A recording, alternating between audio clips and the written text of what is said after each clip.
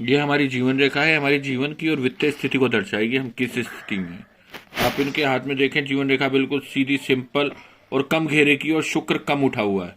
इसका मतलब जीवन बिल्कुल सिंपल सोबर जीने वाले आदमी हो। मगर भाग्य रेखा से हटकर जीवन रेखा यहाँ से निकलती है। मतलब जातक ने जीवन 28 साल की उम्र के बाद चलना शुरू करा है। हाँ या ना? ठीक। उसके बाद 30 साल की उम्र में किसी अपने का सहयोग मिला है जो आपके जीवन में आया है। उसके बाद आप आगे की ओर चलेंगे। शादी हुई है, संतान हुई है? संतान हुई थी। आपको संतान हुई है, ठीक। संतान होने के बाद राहु का प्रभाव अधिक मात्रा में हो गया जी। कर्जा कम होने की बजाय बढ़ता चला गया। हाँ जी। ठीक। और ये कर्जा आपका ये उतर गया। 46 में आपका कर्जा उतरेगा जी। ठीक है साहब। 8 साल कर्जा रहेगा, जितनी मर्जी कोशिश कर लीजिए। मगर मस्तिष्क रेखा चंद्र पर जा रही है। इसका मतलब मानसिक पीड़ा ज्यादा होती है आपको। और आपके खानदान में कोई ऐसी महिला है जो टोने टोट के नजरबाजा चीजें काम करती है? समय तो कुछ आइडिया नहीं उसका। ठीक है, छोड़िए। आप अपने बुध की उंगली को बिल्कुल सीधे देखेंगे, इसका मतलब स्पष्टवादी, मुंह पर बोलने वाले। जी। मगर मंगल को चंद्र पर देखेंगे, कल्पना करने वाले और मानसिक पीड़ा लेने वाले।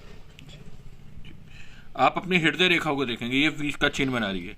जातक ईमानदार है, बेईमानी नहीं करता, स्पष्टवादी और अड़ियल है, जो सोचता है वो कर कर मानता है।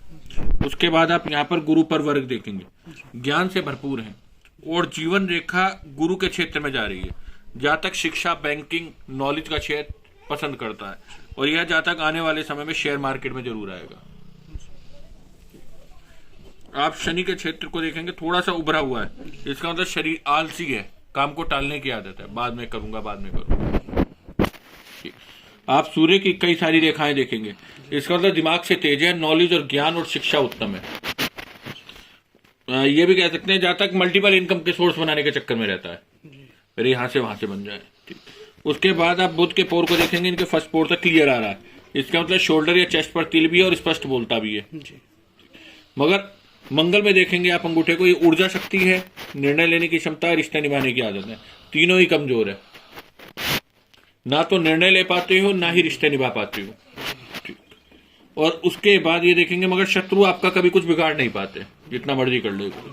अब आपके कैरियर की बात करी जाए, अभी वर्तमान में आपका कोई कैरियर का चेंज नहीं है, आपका जीवन यही चलेगा। राहु का प्रभाव रहेगा, जीवन में रुकावटें और परेशानी लगातार रहेंगी। राहु की छाया अधिक मात्रा में होगी, घर के बाहर बिजली का खंभा होगा, है या नहीं? जी है। ठीक। घर में दवाइयों का खर्चा, तनाव, चिड़चिड़ापन, इरिटेट जल्दी होते हो आप।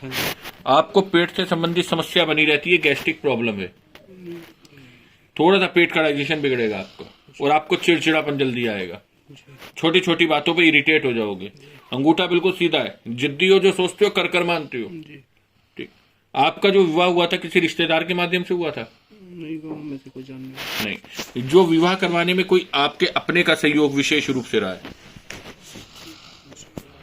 नहीं, ये हमारे आप हिसाब से लगता है ये विवाह में आया। ठीक। आपको हर चीज के अंत तक जाने की आदत है, फौजी किस्म की। घर के पास पार्क या खाली स्थान है? ठीक। ठीक है। गुरु पे सीढ़ी बन गई है, शिक्षा का क्षेत्र ही आपके लिए सबसे उत्तम है, बदलाव मत करिएगा। ऐसा महसूस होता है जैसे किसी ने मस्तिष्क बांध दिया है, कुछ भी सही निर्णय नहीं ले पाते, कंफ्यूजन बना रहता है। कैरियर को सुनिश्चित करने में भी कंफ्यूजन रहता है।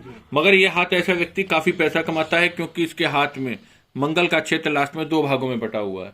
इसका मतलब जातक जितना मर्जी कर ले, संतुष्टि नहीं मिलती, आगे बढ़ने के चक्कर में लगा ही रहता है। और इनके हाथ में मंगल का क्षेत्र दोनों तरफ से 2 भागों में बटा है। इसका मतलब जातक को घटनाओं का आभास होता है या नहीं? थोड़ा है।